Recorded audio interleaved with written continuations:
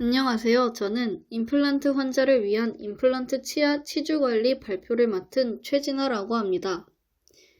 순서를 먼저 말씀드리겠습니다. 첫 번째로 임플란트의 정의와 장점과 단점, 임플란트 치아의 방사선 사진과 치아 사진을 먼저 설명드리고, 다음으로 임플란트의 특성, 임플란트와 관련된 구강 증상, 임플란트 수술 과정, 임플란트의 종류, 치면 세마시 주의사항, 치면 연마시 주의사항, 마지막으로 임플란트 환자의 관리 방법에 대해 설명하겠습니다. 먼저 임플란트란 티타늄과 같은 생체 친화적인 금속으로 만든 인공치근을 치아가 빠진 부분의 턱뼈에 식립하는 것입니다. 여기서 끝이 아니고 식립 후 골 유착이 되면 고정된 인공치근에 인공치관을 만들어 치아 본래의 형태와 기능을 재현하는 것을 말합니다. 임플란트의 구조는 치아의 기능 회복을 위해 장착하는 인공치관인 크라운과 보철물을 지지하기 위해 치조골에 심는 나사 모양의 구조물로 치과용 임플란트 고정체, 보철물을 지지하기 위해 치과용 임플란트 고정체와 크라운을 연결하는 구조물인 치과용 임플란트, 상부 구조물로 이루어져 있습니다. 다음으로 임플란트의 장점입니다. 첫 번째, 일반 보철 치료의 수명은 7년에서 8년이지만 임플란트 수명은 평균 10년 이상에서 최근에는 15년을 바라보고 있는 것처럼 수명이 길다는 것입니다. 두 번째로, 교합력이 본인의 치아와 비슷합니다. 세 번째로, 발음이 자연스럽다는 것입니다. 네 번째로, 치조골이 흡수되는 것을 방지합니다. 다섯 번째로, 잔존 치아를 보호하는 것입니다. 여섯 번째로, 음식의 맛을 느끼지 못하는 스트레스를 극복할 수 있다는 것입니다. 임플란트의 단점으로는 세균 감염에 약하고 치료 기간이 상악은 4개월에서 5개월, 하악은 3개월로 많이 소요되며 의료보험이 적용되지 않아 치료비가 비싸다는 것입니다. 또 치주인대가 없어 치아와 치조골이 손상될 만큼 과도한 힘에 대한 정보를 뇌에 전달하지 못해 임플란트 치아가 안 좋아질 수 있고 실패할 가능성이 있다는 것입니다. 임플란트 사진 중 첫 번째 사진을 보시면 임플란트 치아가 매식된 치과 방사선 사진입니다. 두 번째 사진을 보시면 화살표로 가리키고 있듯이 26번, 27번이 전부 임플란트입니다. 또 세 번째 사진을 보시면 35번, 37번, 그리고 47번 치아가 임플란트입니다. 보시다시피 자연 치아와 비슷하게 생겼습니다. 다음으로 임플란트의 특성입니다. 임플란트의 특성으로 첫 번째는 자연치만큼은 아니지만 현재까지 치아 대신에 사용되고 있는 어떠한 보철물보다도 우수한 저장 능력과 신미성이 좋다는 것입니다. 두 번째로, 임플란트는 치과 분야에서 지속적으로 발전하고 있지만 특별한 유지관리 술식이 없다는 것입니다. 일반적으로 알려진 임플란트의 유지관리 방법은 칫솔질과 같은 자기관리 방법을 포함해 치면세균막 및 치석 제거와 항균 약제의 사용 등과 같은 전문적인 처치가 있습니다. 세 번째로, 자연치와 달리 치아 우식증에 대한 염려가 없다는 것입니다. 또 치주인대나 치수 조직이 없는 관계로 통증을 느낄 수 없어 지속적으로 가해지는 과도한 교합력, 좋지 않은 위생관리로 인해 임플란트 자체가 흔들릴 수 있습니다. 다음으로 임플란트와 관련된 구강 증상에 대해 말씀드리겠습니다. 첫 번째로 임플란트 경계부의 염증입니다. 임플란트 자체가 금속이므로 세균에 감염되지는 않지만 구강 위생을 게을리하면 염증이 생길 수 있습니다. 임플란트는 생체 방어 기전이 없어 감염되면 치유되지 않고 급속히 퍼져나가 심각하면 임플란트를 제거해야 하는 일이 생깁니다. 두 번째로 임플란트 주위 염증입니다. 이것은 흡연 습관을 버리지 못하거나 당뇨, 간 질환 등을 조절하지 않으면 생기는 것입니다. 특히 치면세균막과 관련된 임플란트 주위 염증은 자연치아 주위의 변연 부위 염증보다 더 현저하고 심각한 결과를 초래합니다. 다음으로 임플란트 수술 과정입니다. 수술 전에 먼저 안내할 사항은 금연입니다. 담배의 유해한 성분이 잇몸과 치조골에 안 좋은 영향을 끼치고 임플란트 식립이 잘 되지 않기 때문에 금연을 하셔야 합니다. 최소한 수술 일주일 전부터 수술 후 2에서 3주까지 금연이 필요합니다. 임플란트 수술 과정 첫 번째로 국소 마취 전 진단을 해야 합니다. 진단은 구강 내외 검사와 진단 모형의 검사가 있습니다. 진단 모형의 검사는 악궁의 폭경, 치조제의 폭경, 악궁의 길이, 악간 거리가 있습니다. 두 번째로 방사선 촬영을 해야 합니다. 방사선 사진까지 끝나면 임플란트 1차 수술을 시작합니다. 1차 수술의 과정은 국소 마취 후 잇몸 절개를 하고 박리를 합니다. 박리를 하고 나면 드릴링을 실시합니다. 드릴링은 크기가 작은 드릴부터 점차 크기가 큰 드릴까지 순차적으로 드릴링을 해야 합니다. 그 이유는 뼈를 보호하기 위해서입니다. 다음으로 임플란트 식립입니다.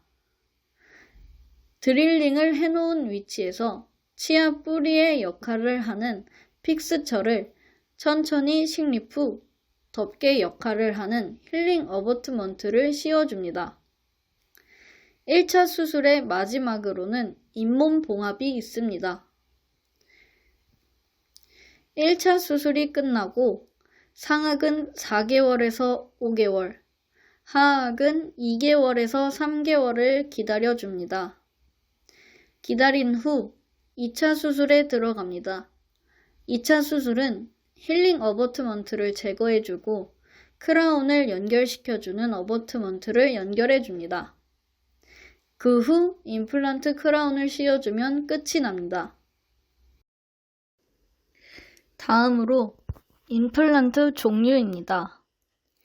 임플란트는 식립 위치, 형태, 식립 시기에 따라 분류할 수 있습니다. 먼저 식립 위치에 따른 분류로는 턱뼈 내부에 임플란트를 식립하는 골 내 임플란트, 연조직 안에서 버튼 형식으로 유지를 얻는 점막 내 임플란트, 골막 하 턱뼈 표면에 적합한 금속 구조물과 지대주로 구성되는 골막 하 임플란트와 뼈를 관통하는 임플란트인 골관통형 임플란트, 자연치아의 근관치료 후 근관을 관통하여 고정되는 근관 내 임플란트로 분류할 수 있습니다. 현재 가장 많이 사용되는 임플란트는 골 내 임플란트입니다.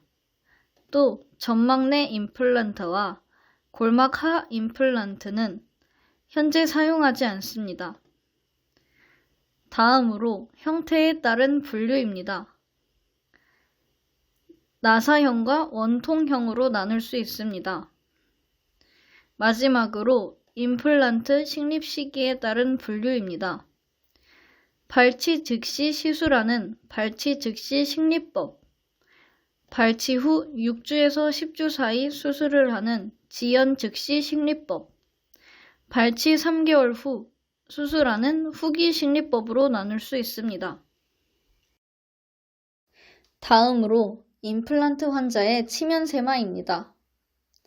임플란트 환자는 치면세마와 치면연마를 할 때 주의해야 할 게 많습니다. 첫 번째로 임플란트 주위에 있는 치석이나 괴사조직 제거 시 일반 금속 기구가 아닌 특수한 기구가 사용됩니다. 금속 기구를 사용하게 되면 티타늄으로 되어 있는 임플란트 지대치 표면에 흠집이 나고 이 흠집 때문에 치면세균막과 치석이 쉽게 형성되어 축적이 될 수 있기 때문입니다. 이때 특수한 기구는 보편적으로 플라스틱 재료나 테프론 코팅 처리가 된 기구를 많이 사용합니다. 이러한 기구를 쓰는 이유는 지대치 표면에 손상을 주지 않고 모든 형태의 임플란트에 안심하고 사용할 수 있기 때문입니다. 플라스틱 기구에는 다양한 형태가 있는데 일부는 기존의 프루브, 시클스켈러 및 유니버셜 큐렛과 유사한 작업단을 갖고 있습니다. 두 번째로 금속재 팁이 달린 초음파 및 음파 기구 사용을 금해야 하는 것입니다. 그 이유도 임플란트 표면의 코팅이 벗겨지고 주위 조직과의 생체 적합성이 감소한다는 것, 즉 아까 설명한 것과 같은 이유입니다. 음파 기구도 특수 음파 기구 팁을 사용하여 임플란트 치아에 사용하기도 합니다. 세 번째로 지대치의 티타늄 표면이 긁히거나 생물학적인 밀착이 파괴되지 않도록 매우 조심해야 한다는 것입니다. 네 번째, 치면세마를 할 때 기구 동작은 치은 연상 치석 제거에 한정시키고 짧고 약한 압력으로 실시해야 합니다. 그 이유는 자연치와 다르게 티타늄에는 치석이 잘 달라붙지 않기 때문입니다. 여기서 시술자와 환자의 위치, 기구 잡는 법과 손 고정 등 기본적인 술식 방법은 일반적인 치석 제거와 동일한 방법으로 진행합니다. 다섯 번째로 임플란트 표면에 기구가 접촉되지 않도록 주의해야 합니다. 마지막으로 치석 제거술 후 임플란트 치아와 주위 조직을 압축 공기와 유관으로 재평가를 해야 합니다. 다음으로 임플란트 환자의 치면 연마 시 주의사항을 설명드리겠습니다. 첫 번째, 부드러운 연마제를 사용해야 한다는 것입니다. 거친 연마제는 임플란트 치아 표면에 손상을 입힐 수 있기 때문입니다. 두 번째로, 지대치와 보철물도 러버컵에 부드러운 연마제를 묻혀 치면 연마를 실시하고 남아있는 연마제는 치실을 사용하거나 물로 세척해 완전히 제거해야 합니다. 마지막으로 임플란트 환자 관리입니다. 임플란트 시술 후에는 대상자 스스로에 대한 자기 관리도 매우 중요하지만 정기적으로 치과를 방문하게 하는 것도 중요합니다. 치과를 방문하여 임플란트 동요도, 불편감, 나사 풀림, 부품 파손, 치은의 염증성 변화, 치조골 변화, 침착물 상태 등을 다양한 검사를 통해 확인하고 적절한 조치를 해야 합니다. 정기적으로 치과에 방문하게 되는 주기도 환자마다 다릅니다. 임플란트 주위 조직, 접근성, 전반적 치아 주위 조직 상태, 환자 스스로 가정에서 실시하는 청결한 구강 위생 유지 및 전신적 건강 상태에 따라 다릅니다. 보통 3개월에서 6개월 주기로 관리하나 임플란트 수술을 받은 첫 1년 동안은 한두 달 간격으로 자주 내원해야 합니다. 전문적인 유지 관리의 목표는 임플란트 구조물에 대한 접근성과 구강 건강 관리에 있습니다. 임플란트 환자의 치면 세균막 관리도 중요합니다. 임플란트 환자는 칫솔질 방법도 다르게 하여 치면세균막 관리를 해야 합니다. 임플란트 환자의 칫솔질 방법은 부드러운 두 줄 강모의 칫솔을 사용해 잇몸과 치아 사이에 칫솔모를 넣고 마사지하듯 살살 문질러 주다가 잇몸에서 씹는 면 쪽으로 쓸어 올리거나 쓸어 내리듯 닦는 것입니다. 이때 고강도의 칫솔질은 상처를 더 잘 발생시키기 때문에 주의해야 하고 마모도도 약 마모도의 치약을 사용해야 합니다. 또 임플란트 환자는 칫솔질로만 치면세균막을 관리해서는 안 되고 다른 구강용품도 필수적으로 사용해야 합니다. 첫 번째로 치실입니다. 치실은 엄지와 중지를 이용해 손가락에 치실을 감아 실을 고정해주고 치실질 중 치아 사이에 걸리는 부분은 가볍게 통과시켜준 후 살살 돌려 빼주셔야 합니다. 이때 피가 난다면 치실을 잇몸 쪽으로 올리거나 내리지 말고 그 자리에서 치실을 빼주셔야 합니다. 두 번째로 치간 칫솔입니다. 치간 칫솔은 자신의 치간에 맞는 것을 선택해야 합니다. 처음부터 너무 큰 치간 칫솔을 사용하면 잇몸에 상처가 날 수 있고 너무 작은 것을 사용하면 제대로 닦이지 않기 때문입니다. 치간 칫솔이 들어가는 입구는 하나지만 양쪽 모두를 닦아주셔야 합니다. 치간 칫솔을 치간에 넣은 후 두세 번 정도 왔다 갔다 하면 됩니다. 네 번째로 슈퍼플러스를 사용해야 합니다. 슈퍼플러스는 일반 치실과 다르게 생겼습니다. 슈퍼플러스는 폭신한 부분을 사용해 임플란트 하단까지 깨끗하게 닦아주셔야 합니다. 사용 방법은 슈퍼플러스에 딱딱한 부분을 보철물 사이에 넣어주고 폭신한 부분을 임플란트 하단에 위치시켜 왔다 갔다 하며 닦아줍니다. 마지막으로 워터픽입니다. 워터픽은 일반 칫솔질, 치간 칫솔로도 빠져나오기 힘든 음식물을 제거할 때 유용합니다. 이때 적당한 압력으로 유지해 사용해 주셔야 하고 칫솔질 대신 사용하면 효과는 매우 떨어지니 꼭 칫솔질과 치간 칫솔, 워터픽을 같이 사용해 주셔야 합니다. 임플란트 수술 후 환자한테 주의사항을 설명해 주어야 합니다. 임플란트 수술 후 주의사항은 임플란트 치아가 빠질 수 있기 때문에 지나치게 딱딱하거나 질긴 음식 섭취를 되도록 하지 않아야 하고 수술 후 2시간 동안은 가능하면 음식물 섭취를 삼가야 합니다. 또한 처방해 드린 약은 꼭 복용해야 하고 수술 부위에 출혈이 있으면 1시간 정도 거즈를 부드럽게 물고 있고 계속 출혈이 지속되면 전화 달라는 등 주의사항을 설명해야 합니다. 저희가 임플란트 환자를 위한 치주관리 발표 자료를 준비하면서 참고했던 문헌들은 나래 출판사 최신 구강 안면외과학 제2판 그리고 고문사 치면세마 총론 제7판을 참고했습니다. 이 외에도 영상 매체나 병원 정보 등을 사용하였습니다. 그럼 지금까지